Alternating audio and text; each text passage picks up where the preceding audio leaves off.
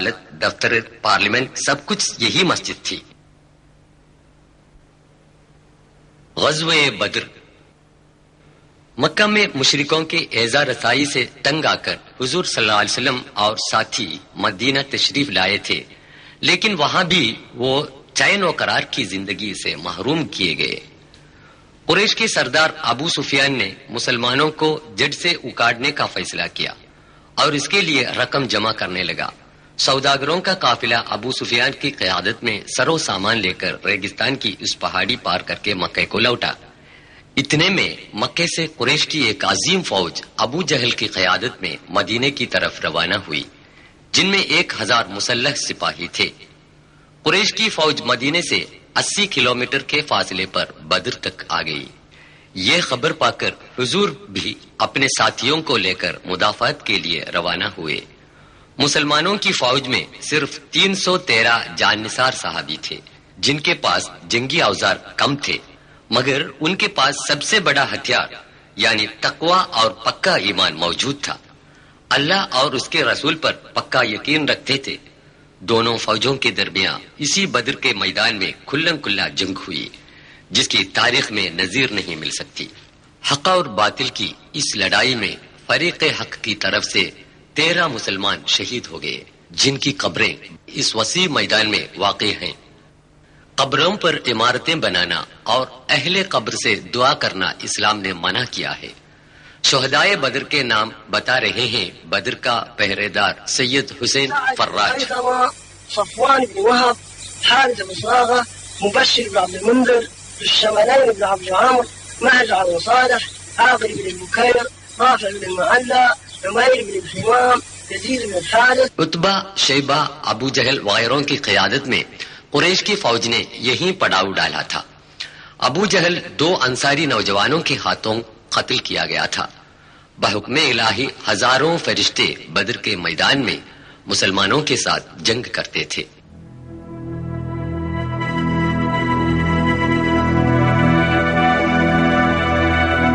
حضور اکرم صلی اللہ علیہ وسلم کی سرداری میں مسلمانوں کی فوج نے یہیں خیمہ ڈالا تھا۔ مسلمانوں کے لیے جنگی ساز و سامان کی قلت تھی، اس کے باوجود قریش کی فوج میدان جنگ چھوڑ کر بھاگنے پر مجبور ہو گئی اور مسلمان فوج خدا کی مدد سے اس لڑائی میں غالب آ گئی۔ جہاں پیغمبر حضرت محمد صلی اللہ علیہ وسلم کا خیمہ ڈالا گیا تھا، وہاں آج ایک مسجد بنی ہوئی ہے اور وہ ہے مسجد حارث۔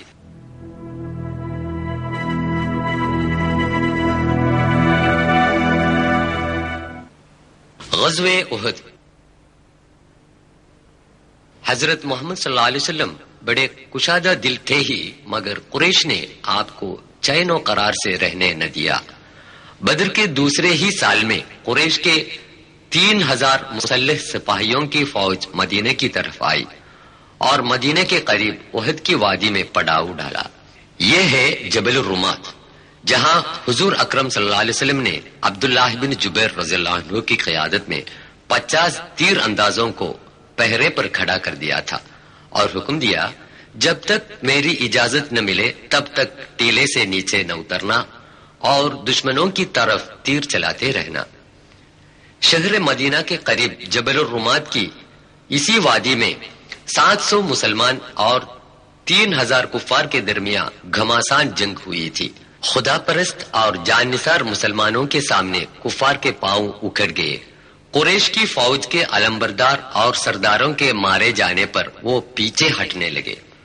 مسلمان سپاہی مال غنیمت جمع کرنے میں مصروف ہوئے۔ یہ دیکھ کر تیر انداز سپاہی جبل الرمات سے نیچے آئے اور غنیمت جمع کرنے میں شامل ہو گئے۔ اب پہاڑی پر صرف 10 آدمی باقی رہ گئے تھے۔ خالد بن ولید جو قریش کے گھڑ سواروں کا سردار تھا، موقع پا کر اپنے ساتھیوں کے ساتھ پہاڑ پر چڑھ گیا اور رہے سہے مسلمانوں پر وار کرنے لگے۔ اس ناگہاں حملے پر مسلمان فوج درہم برہم ہو گئی اور وہ آپس میں لڑنے لگے اور بہت سے مسلمان شہید ہو گئے۔ تھوڑی ہی دیر میں مسلمانوں نے پھر سے ہمت سنبھالی اور دشمنوں پر زور سے حملہ کرنے لگے تو دشمن میدان جنگ سے فرار ہو گئے۔ احد کے اس احاطے میں تقریباً 7 شہداء کی قبریں موجود ہیں. ان قبروں پر پتھر کے نشان تک موجود نہیں. بیچ میں سید الشہداء حضرت حمزہ بن عبد المطلب کی قبر ہے. غزوہ احد یہ سبق دیتا ہے کہ دین کی خاطر کام کرنے والوں کو کامیابی حاصل ہوتی ہے، جبکہ دین پر دنیا کو ترجیح دینے والوں کو ناکامی حاصل ہوتی ہے.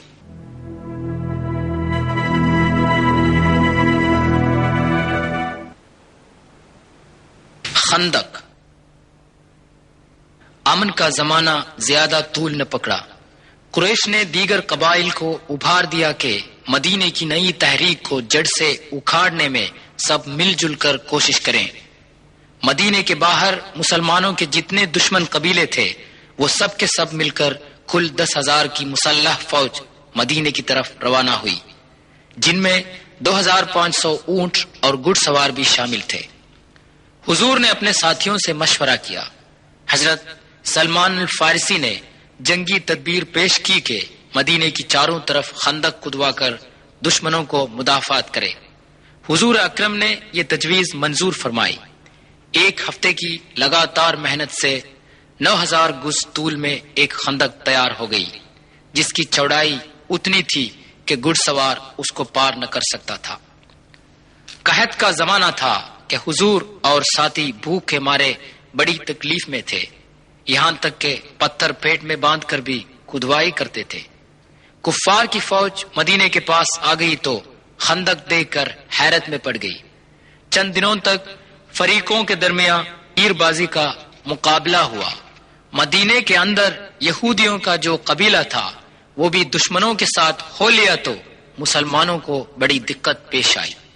غزوہ خندق میں حضور کا خیمہ اس جگہ پر تھا جہاں آج مسجد الفتح واقع ہے. یہی حالت کئی دنوں تک ہوتی رہی. آخر رات کو سخت آندھی اور موسلے دار بارش ہونے لگی. آندھی میں دشمنوں کے خیمے اڑ گئے. متحدہ فوج نے یہ سمجھ لیا کہ مسلمان سپاہی راتوں رات خندق پار کر کے حملہ کر رہے ہیں. وہ ڈر کے مارے خیمے چھوڑ کر بھاگ گئے. اللہ تعالی کی حکمت نے مسلمانوں کو بچایا. انہوں نے خدا کا شکر ادا کیا. خیبر. صلح حدیبیہ کے بعد مدینے میں امن و امان قائم ہوا، مگر خندق کے تجربے سے مسلمان یہ سمجھ سکے کہ مدینے کے اندر جب تک دھوکے باز یہودی قبائل موجود رہیں گے تب تک چین و امن قائم نہ رہے گا. حضور صلی اللہ علیہ وسلم کی قیادت میں مسلمانوں کی فوج خیبر کی طرف روانہ ہوئی، جس میں 100 گھڑ سوار اور 160 مسلح سپاہی تھے. یہ خیبر کے یہودیوں کا قلعہ مرحب ہے. مسلمانوں نے بہت دنوں تک قلعے کو گھیر لیا. آخر تنگ آ کر یہودی قلعے سے باہر آئے اور ہار مان لی. یہ 6 منزلہ قلعہ 1,500 سال کے بعد بھی تاریخ اسلام کا چشمدید گواہ ہے. یہ کیچڑ اور گیہوں کے گھاس کی گوندا بنا کر کھجور کی لکڑیوں سے بنایا گیا ہے. خیبر کے یہودیوں کے مکانوں کے کھنڈر آج بھی موجود ہیں. یہ خیبر کے یہودیوں کی عبادت گاہ ہے. کفار کا نیست و نابود کرنا حضرت صلی اللہ علیہ وسلم کا اصول نہیں تھا، بلکہ ان مغلوب یہودیوں کے ساتھ بھی مروت کا سلوک کیا. ترمیم شدہ تورات کے نسخے انہیں واپس کر دیے جو مسلمان سپاہیوں نے ان سے ضبط کر لیے تھے. کھیتی باڑی کی زمین واپس کرنے کی فرمائش کو بھی رسول صلی اللہ علیہ وسلم نے منظور فرمایا. یہودیوں سے صلح کرنے کے بعد ہی مسلمان خیبر سے واپس آئے.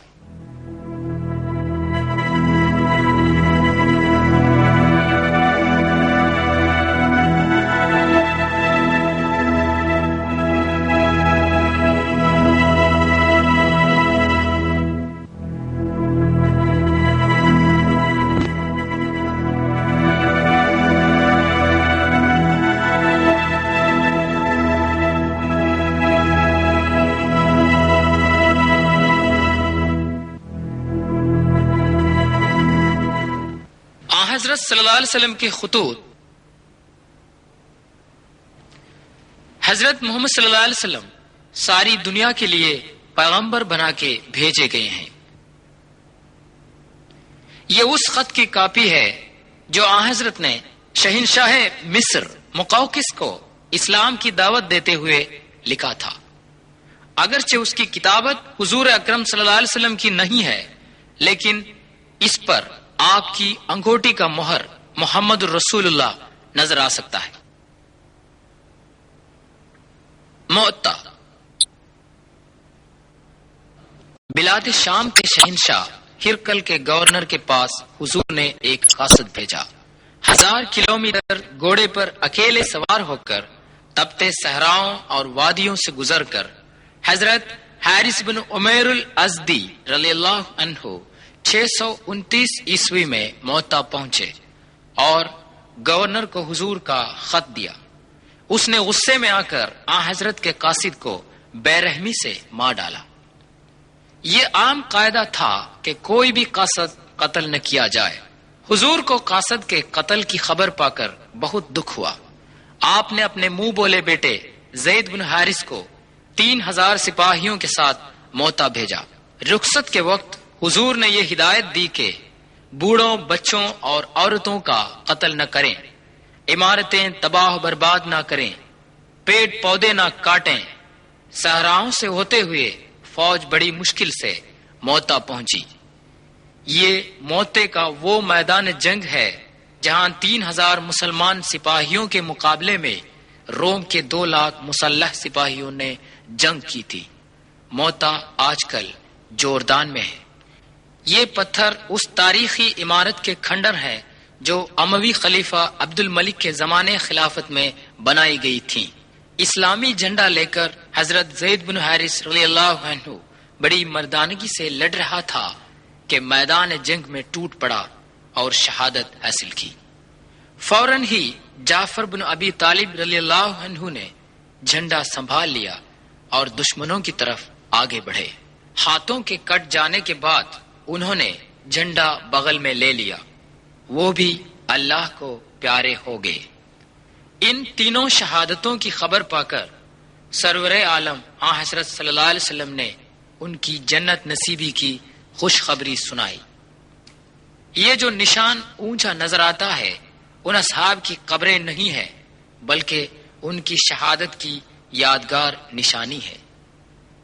اب حضرت خالد بن ولید رضی اللہ عنہ نے مسلمان فوج کی قیادت لے لی، جو مانے ہوئے بہادر اور جنگجو تھے۔ انہوں نے سپاہیوں کے دستوں کو نئے سر سے ترتیب دی۔ روم کی فوج نے سمجھا کہ مدینے سے نئی فوج مسلمانوں کی مدد کے لیے آ پہنچی ہے، اور وہ ڈر کے مارے فرار ہو گئے۔ پھر ایک بار یہ ثابت ہوا کہ لڑائی جیتنے کا سب سے بڑا پیمانہ ایمان، خود اعتمادی اور یقین کامل ہی ہے، نہ کہ ہتھیار، ساز و سامان اور سپاہیوں کی تعداد۔